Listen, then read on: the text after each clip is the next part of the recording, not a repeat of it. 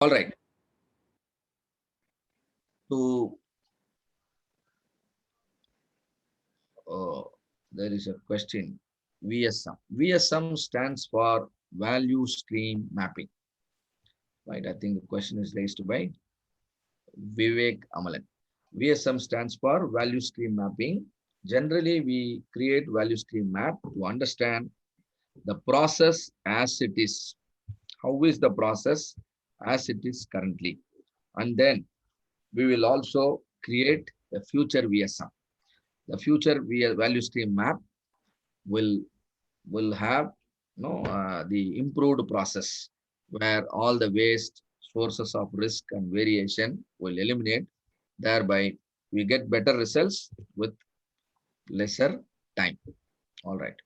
So he see here to understand the Six Sigma.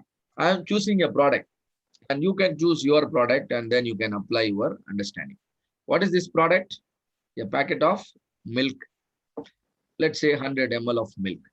And these are written in the packet. 0 gram fiber, calories 137, carbohydrates 13 gram, and protein 9.7 gram and something.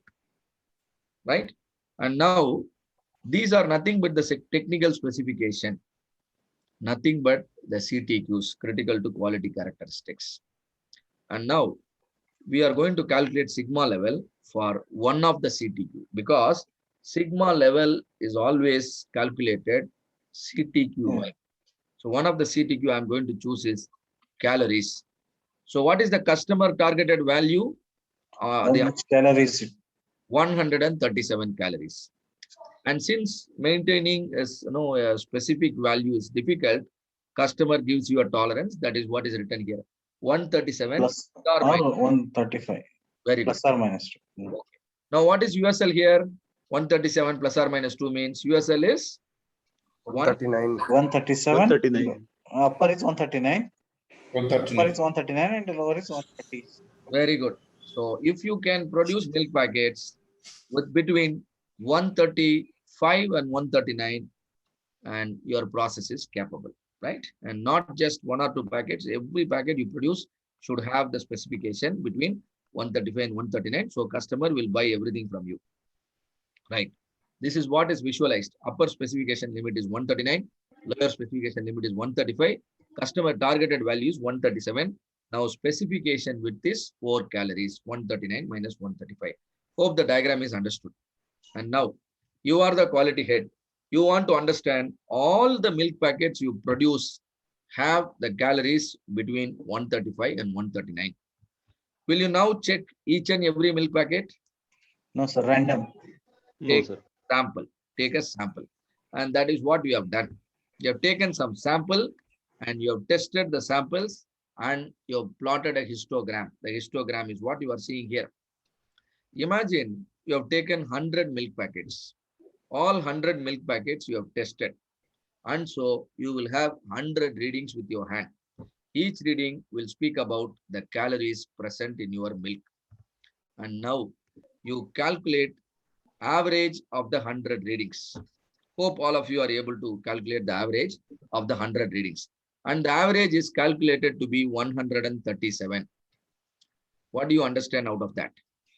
Can somebody comment on this? The calculated average is permissible. Calculated average is X bar. Customer target is mu. What is customer target? 137. But what is your process average? That is also 137. What does it means in real time? Customer acceptable level. Customer acceptable. It means Bottomless pit. okay, I'll tell you. It means you have designed your process properly. Your process is targeted. It's under control. No, just one statement. Your process is targeting the customer's target correctly. There is no deviation. Your process is targeting the customer target correctly. That means you are holding your gun in the correct position. Correct. Holding the gun in the correct position doesn't mean you are hitting the target. Average 137 doesn't mean every milk packet possesses 137 calories. There will be still variation. Am I right? And so Getting X bar on the target is a healthy scenario that is happening with your study. Good. But you should also study about the variation. Variation will tell you whether every milk packet you produce has calories around 137 or not. Now I have simplified your job. Calculated standard deviation is found to be 0.66. Once you have X bar, which is average, and the standard deviation, tell me, will you be able to calculate control limits? Yes or no? Yes or no? Yes. We have studied, right? How to calculate control limit. Come Yes, on. sir. Yes, sir. Right. What is the formula for upper control limit? 3 sigma plus Average plus 3 sigma. Average plus 3 sigma, sir. All of you, please answer me. That will only motivate. So average plus 3 sigma. Sigma is 0.6, means 3 sigma will be 2, 1.9. 1 point. So average is 137. 137 plus 2 is 139. Yes, sir. Lower control limit, 137 minus 2 will be 135. 130. Now process width is 4 calories. Specification width also 4 calories. I want to understand whether my process is capable or not. For that, I am going to overlap my customer tolerance and process tolerance. I have overlapped here. You are now seeing the overlapped graph. Specification width is 4 calories. Process width also 4 calories. As a result, my control limit overlap with the specification limit. Now, my process is just capable. I call my process just capable because my control limit is overlapping with the specification limit. Further movement of the control limit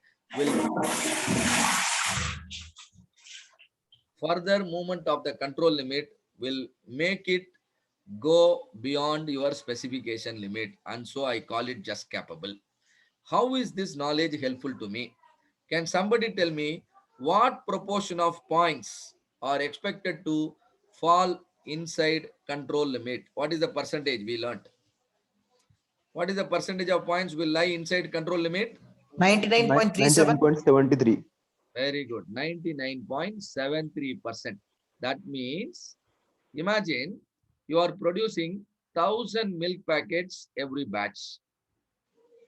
1000 milk packets every batch. Now, 99.73% of 1000 is how much?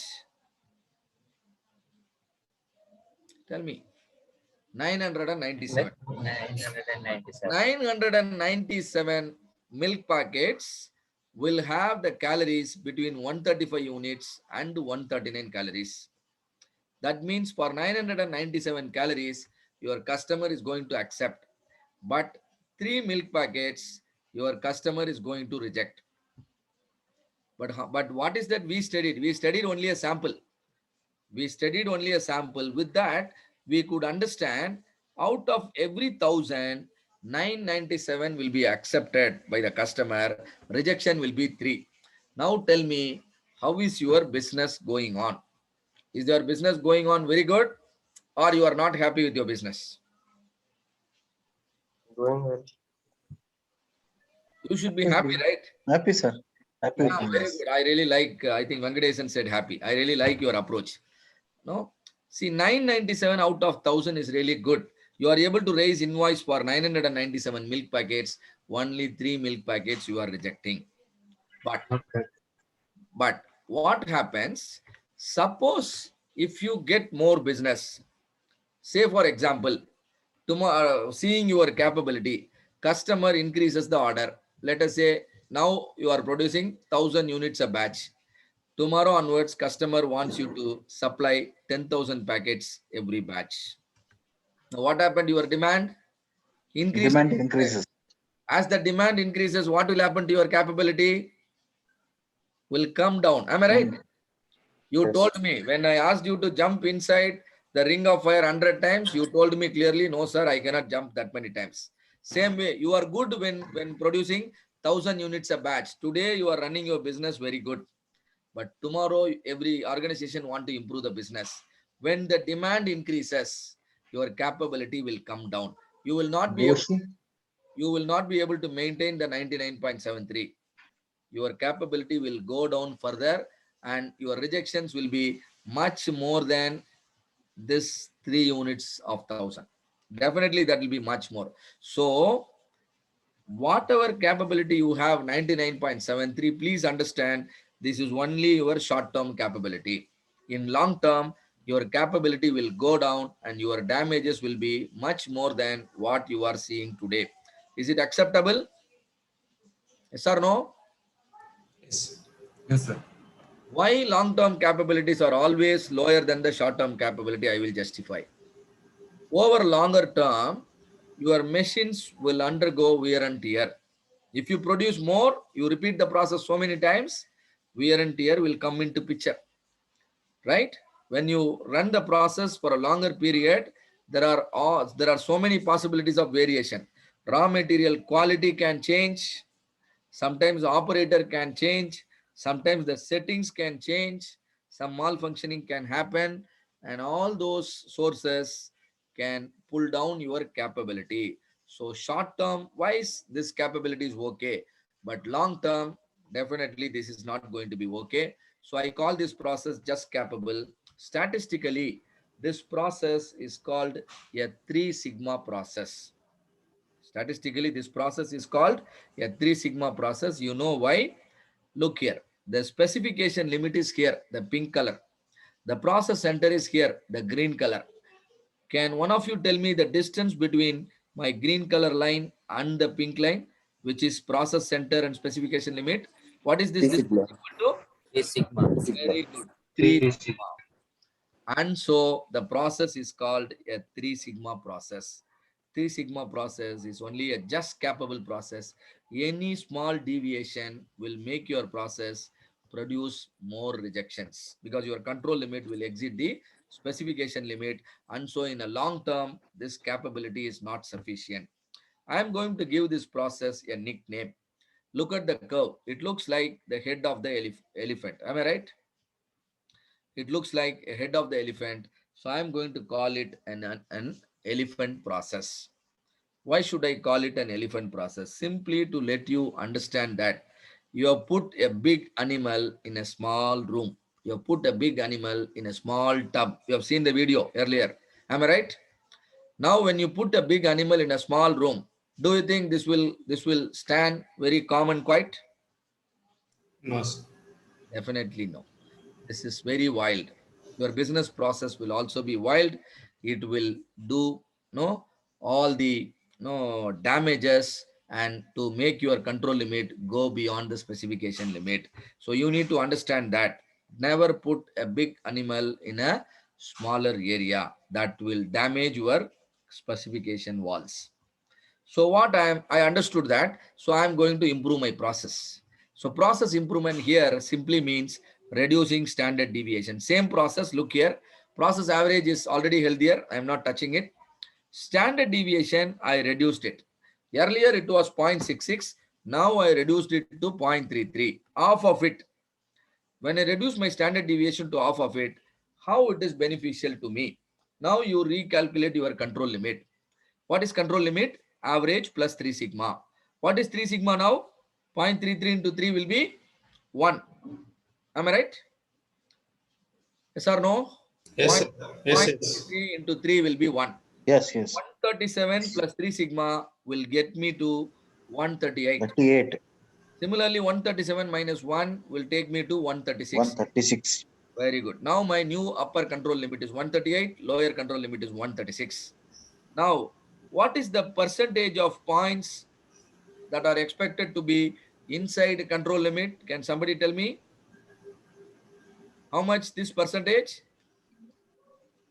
99.73. Very good. You can even remember this. Write it in your diary. So 99.73% of your outputs. Outputs are nothing but the milk packets will be inside your upper control limit and lower control limit. Where from I get this 99.73? From normal distribution. Normal distribution table also all of you could have seen in your schooling. From there only I picked up. The 99.73 comes for a jet score of 3. Why the judge score is 3? Because the distance of my process center and the specification limit is equal to 3 sigma. So I call it a judge score of 3. Do you all understand what is judge score now? Yes or no? Yes, sir. When judge score is 3, your success rate is 99.73. Now here, going to the specification limit, the specification limit will be broader than the control limit. Am I right? Specification limits or specification width is broader than the process width.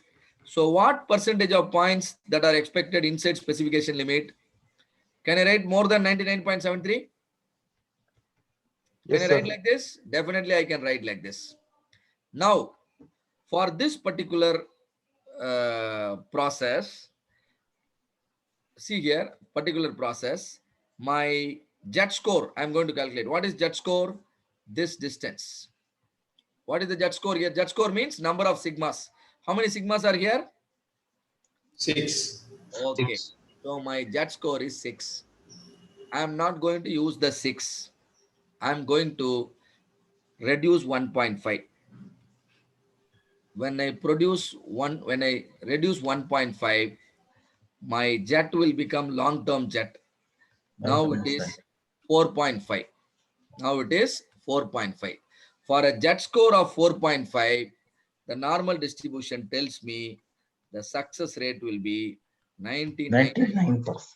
99.9997%. 99.997%. This comes from a jet score of 4.5. How did I get 4.5? From 6, I reduced 1.5. You know why do I reduce 1.5? I am taking into account my deviation due to longer term. Do you understand? As the demand increases, as the time increases, the wear and tear and all those deviations I am allowing. Even my control limit moves by 1.5 sigma. My new control limit will be still here. Do you understand? Even my control limit is disturbed. Still I have a cushion of this much 1.5 sigma.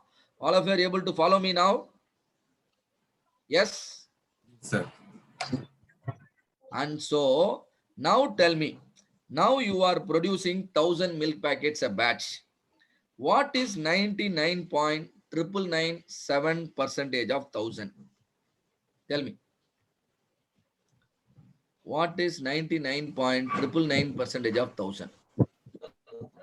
Almost Okay. 1000, sir. Very good, beautiful. Almost all 1000. Customer cannot reject even a single product. Earlier, he is able to reject 3, that too in a short term. But now, this 99.9997 is a long-term success rate. So 1000, definitely no chance of rejection. Imagine customer increases the order. He wants you to produce 10,000 milk packets every single batch. Now, what is 99.997% of 10,000? Almost all. Same, sir. Again, almost 10,000. Again, see, now defects are becoming a rare event. For you to produce defects, imagine you produce 1 million milk packets, 10 lakh milk packets.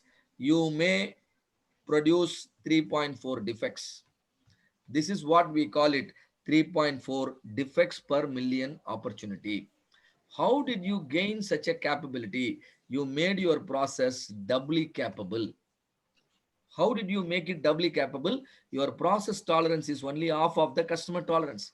Customer tolerance is 4 calories. Process tolerance only half of which? Half 50% of the tolerance you have not used. Even if any deviation happens, half of the cushion is only disturbed. Still another half of the cushion is still acting as a a backup. And that is why you have gained a lot of capability. And now this capability statistically is called Six Sigma capability. This process is called Six Sigma process. Check up the same thing again. Your specification limit is here. Process center is here. How many sigmas are there in between? 6 sigmas. Am I right? You are able to see 6 sigma here between Yes, sir. process center and specification limit. And so this process is called a Six Sigma process, which will have a capability of 99.9997, which is not a short-term capability. This is a long-term capability. Hope this is clearly understood by all of you. I will give a nickname, giraffe process. Why it is giraffe? As I reduce my standard deviation, my control limit is pushed inside. As I push my control limit inside, my process will become taller in the center.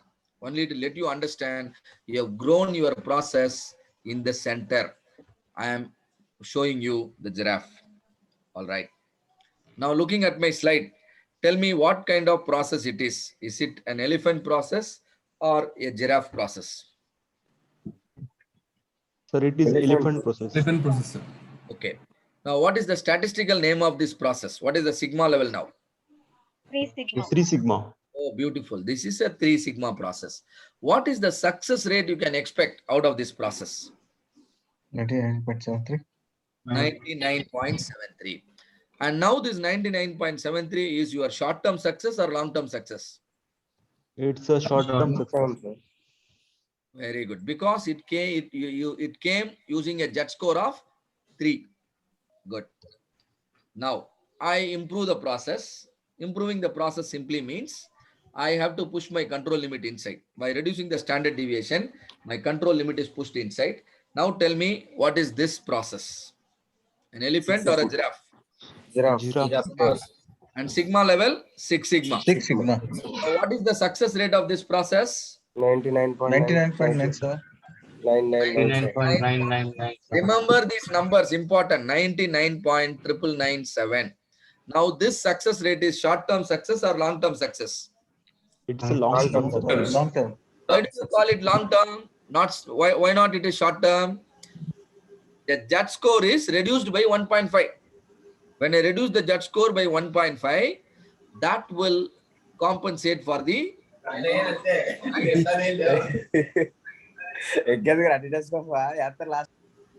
right. So the short term